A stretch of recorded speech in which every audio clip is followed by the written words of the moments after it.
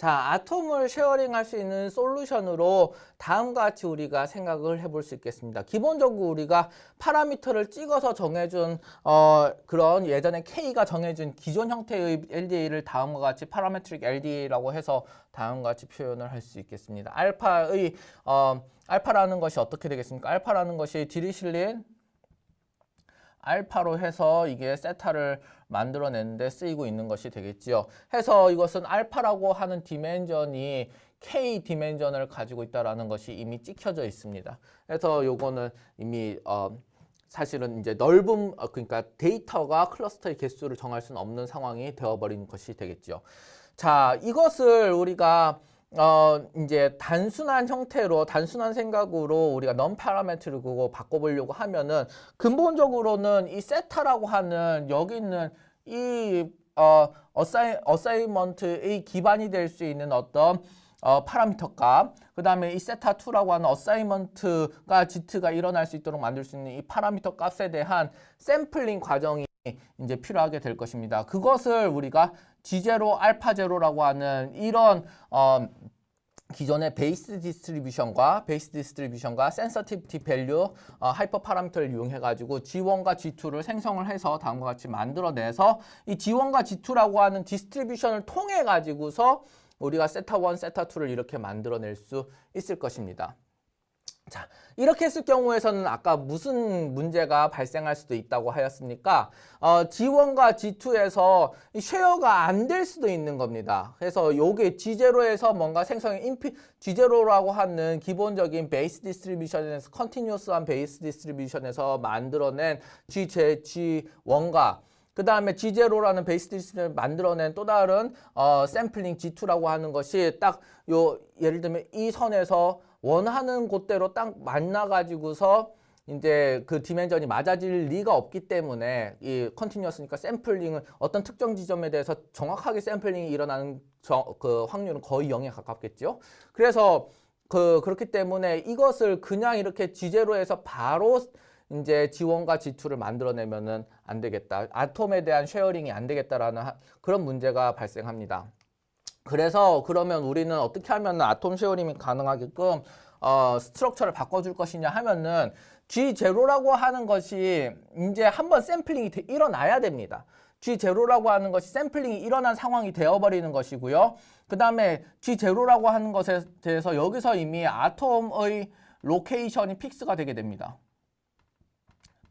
아톰의 로케이션이 픽스가 된 상황이 되겠고 아톰에 대해서 샘플링은 여기서 수행하는 것이 되겠고 여기서 만들어진 아톰, 여기서 샘플드 라는 말까지 적어줘야 돼. 샘플드 아톰 로케이션이 픽스가 되어 있는 상황이 되는 것이고 이 G0라는 여기서 아톰이 샘플링 되어 있는데 G1과 G2가 이렇게 있습니다.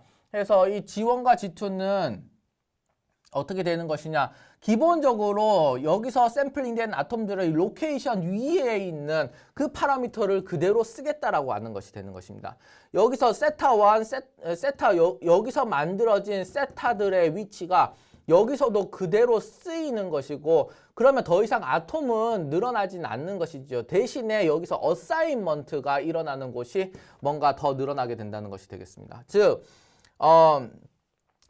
여기 예전에 CRP 같은 데서는 우리가 DPMM으로 봤을 경우에서는 여기가 하나의 테이블 역할을 하지 않았습니까? 그래서 이 테이블에 대한 시팅 어사이먼트가 일어났는데 그 테이블 시팅 어사이먼트가 일어날 때 이 G1과 G2라고 하는 것 자체는 이 알파 제로에 의해서 컨트롤 받아가지고 시팅은 일어납니다.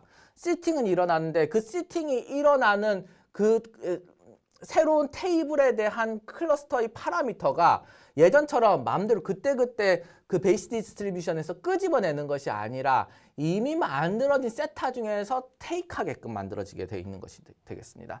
그래서 이 DPMM과 차이점을 생각을 해보면 DPMM 같은 경우는 어떻게 됩니까? 여기서는 제가 차이니즈 레스토랑 프로세스 CRP의 기본으로 CRP라는 아이디어를 가지고서 생각을 해보면 DPMM에서는 테이블이라고 하는 것을 펼까 안 펼까 뭐 existing을 쓸 수도 있고 new라고 하는 것을 쓸 수도 있습니다.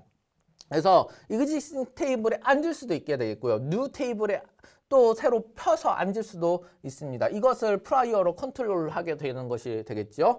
그런데 우리가 new라고 하는 요 새로운 테이블을 앉을 때마다 우리는 어떻게 했습니까? 예, 맞습니다. 세타라고 하는 것이 샘플이 되었습니다.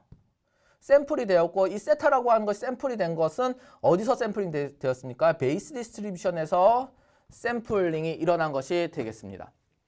이그지스팅한 상황에서는 예전에 new를 한번 거쳤으니까 분명히 베이스 디스트리뷰션 세타가 샘플링 된 상황이 되는 것이 되겠지요. 그런데 다음과 같이 이 아톰 쉐어링이 가능하도록 HDP를 활용한 뭐 LDA가 될 수도 있고 HDP가 된 HMM도 될 수 있고 사실은 그렇습니다. HDP 기반의 그냥 가우시안 믹스처 모델은 안 될 겁니다. 왜 그렇습니까? 그냥 이 믹스처 모델은 데이터셋에 대한 어떤 스트럭처가 없기 때문에 그렇습니다. 그냥 LDA라고 얘기를 한다고 하면 혹은 그냥 HDP라고만 얘기를 하기도 합니다. 이 경우는 어떻게 되느냐 하면 다음과 같이 생각을 해보겠다는 겁니다. 해서 첫 번째로 들어온 사람이 테이블에 대한 시팅은 그대로 일어납니다. 그 테이블에 대한 시팅을 컨트롤하는 곳은 어디입니까? 예, 맞습니다. 바로 G1과 G2 그대로 이 시팅은 컨트롤하고 있는 것이 되겠습니다. 하지만 이 G1과 G2라고 하는 이 시팅이 일어나는 테이블에 대한 시팅이 일어나는 곳이 G0에 의해서 영향을 받습니다. 이 G0라고 하는 것에서 G1이 샘플링 된다는 것이 되겠습니다. 즉 테이블에 이그지스트 한 것에 앉는다는 것은 뭐 예전에 뭐 다 어떤 클러스터에 대한 파라미터가 세팅이 되어 있을 테니 그것을 테이크하면 될 것이고 새로운 곳에 앉는다라고 생각을 해보겠습니다. 새로운 테이블에 앉는다라고 해봤을 경우에서는 그 경우에서는 여기서 또다시 옛날에는 무조건 베이스 디스트리뷰션을 끄집어 왔으나 이제는 다른 것이 된다는 것입니다. 또다시 새로운 테이블을 꺼내서 앉을 경우에서는 예를 들면 메뉴라든지 테이블에 뭔가 서빙한다. 테이블이 예를 들면은 예전에 G0에서 만들어 왔던 어떤 아톰을 어떻게 셀렉션 할 것인가에 대한 내용이 또다시 된다는 것이 되겠습니다. 그래서 새로운 테이블이 된다고 하면 여기에 클러스터 파라미터를 existing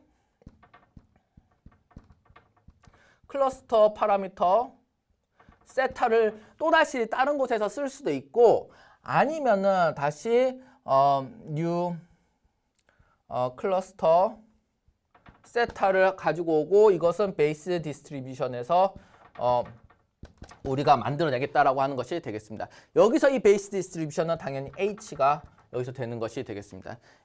H라고 하는 베이스 디스트리뷰션에서 새로 세타를 뽑아내거나 아니면은 이미 쓰고 있었던 클러스터 파라미터 세타를 또 쓰겠다는 겁니다.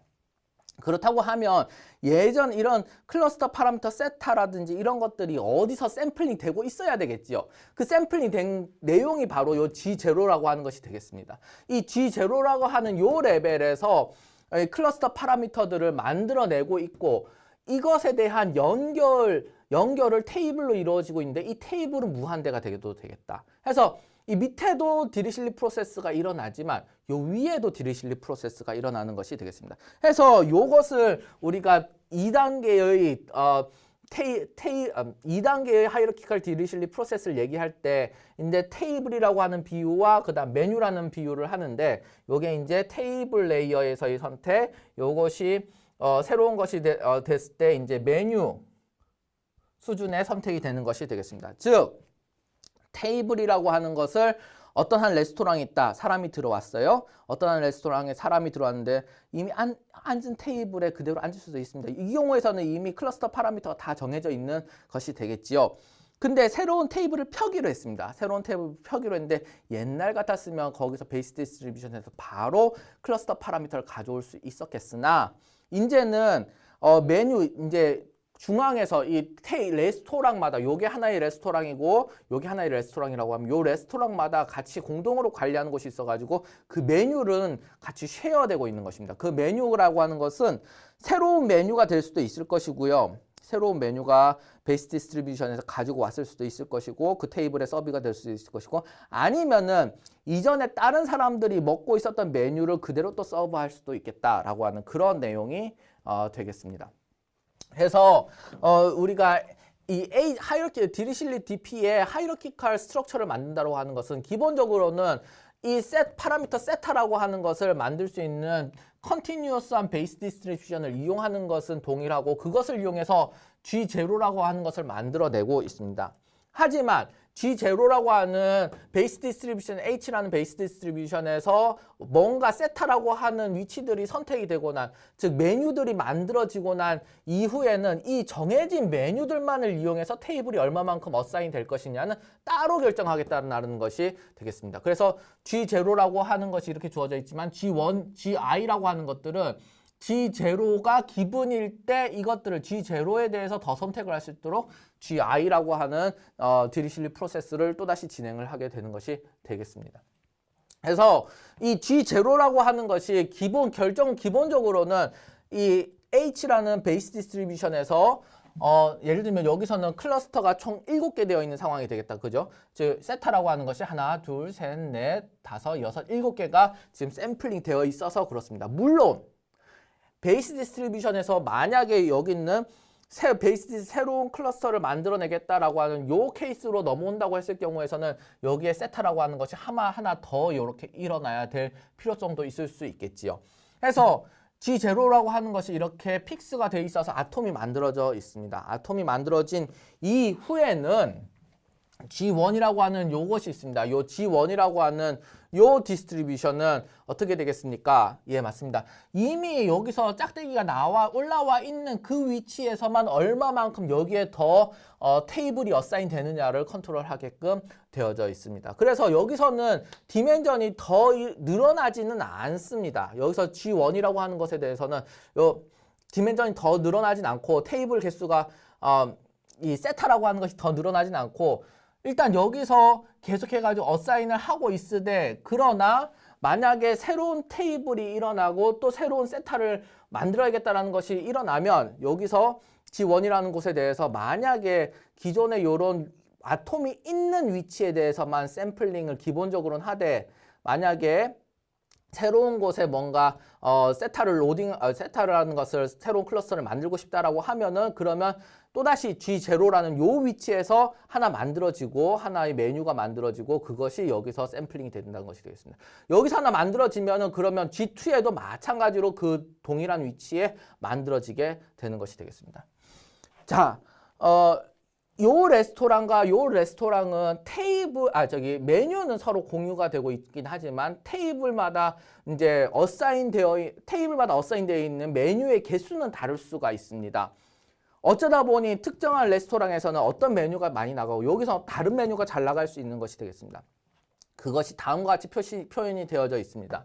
그래서 G1이라고 하는 것을 여기서 샘플링 해봤더니 빨간색으로 특정한 메뉴들만 잘 나가고 요것에 좀 시프트된 다른 모양으로 G2에선 요렇게 좀 다른 형태의 클러스터링이 일어나게 된다는 것입니다. 하지만 시멘티컬리 클러스터의 센트로이드나 아니면 클러스터에 필요한 어떤 파라미터들은 쉐어가 되고 있는 상황이 되는 것이 되겠죠. 해서 이렇게 하이어키컬한 스트럭처를 이용해서 아톰 쉐어링을 만들어내는 것이 되겠습니다.